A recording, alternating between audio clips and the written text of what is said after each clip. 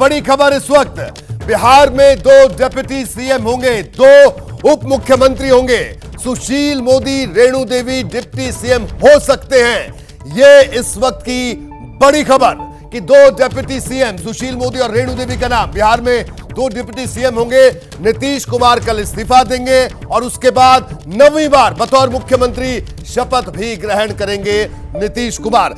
हमारे सहयोगी प्रकाश कुमार लगातार हमारे साथ बने हुए। प्रकाश, तो कल बिहार की तस्वीर एक बार फिर साफ हो जाएगी।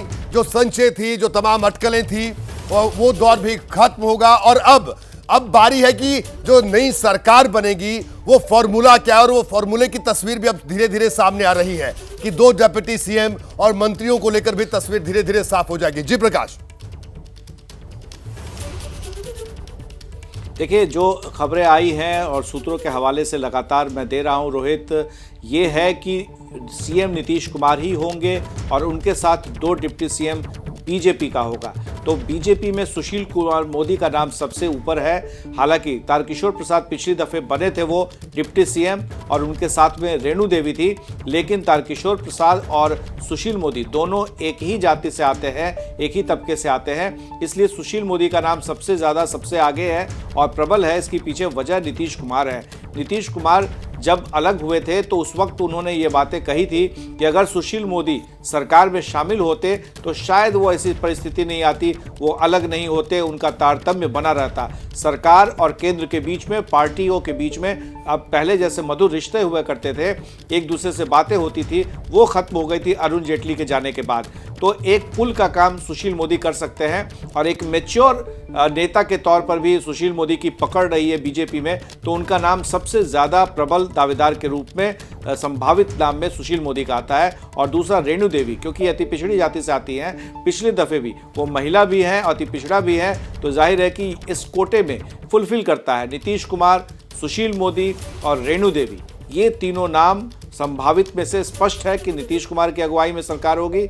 और इसके अलावा हम पार्टी से, जो जीतनाबाजी की पार्टी है, उनके भी एक को प्रतिनिधित्व मिलेगा। हालांकि शपथ ग्रहण में के समय में इस कल के शपथ में वो होंगे या नहीं होंगे ये कहना मुश्किल है, लेकिन ये ज़रूर है कि आने वाले दिनों में तस्वीरें साफ होंगी। और जो पुराना फॉर्मूला था रोहित, जो बीजेपी और जेडीयू के बीच में, वो 4 पर 1 था, यानी 4 विधायक पर 1, तो उस हिसाब से, उसी फॉर्मूले के हिसाब से मंत्रिमंडल का भी गठन होगा और उसी हिसाब से बंटवारा भी होगा। रोहित, तो बिल्कुल, यानी प्रकाश, अब ये तस्वीर साफ हो गई है कि कल आप एक बार फिर से साक्षी बनेंगे, गवाह बनेंगे, जब नीतीश कुमार 9वीं बार शपथ लेंगे बतौर मुख्यमंत्री, यानी शपथ ग्रहण भी कल होगा। और ये जो फॉर्मूला है, ये फॉर्मूला भी लगभग साफ हो चुका है। इसके इतर अगर एनडीए के सहयोगियों की बात करें, क्योंकि जो देरी हुई, उस देरी के बाद कई तरह की अटकलें लग रही थी कि अभी बीजेपी और नीतीश कुमार के बीच में एक एक बात को पुख्ता करके किया जा रहा है। लोकसभा चुनाव तक की भी बात हो रही है, सीटों को लेकर भी बात हो रही है। इसके बारे में क्या जानकारी है?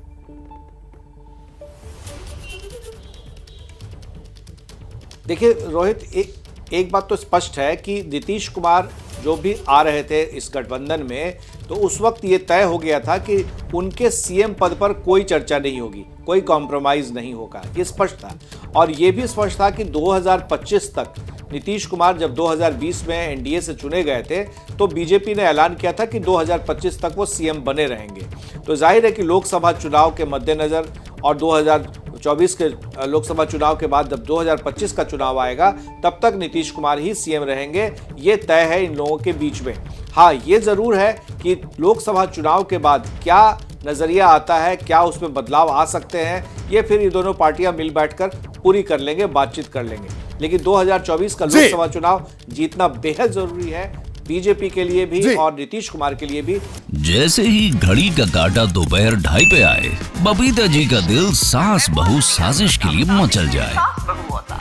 और ये है इनकी बहू, पूरे दिन ऑफिस की टेंशन हो जाए गॉन जब ये करें अपना फेवरेट शो फ्री टाइम पे ऑन। इनकी तरह आप भी देखिए अपना फेवरेट शो अपने टाइम पर और डाउनलोड कीजिए एबीपी लाइव ऐप अपने स्मार्ट टीवी पर।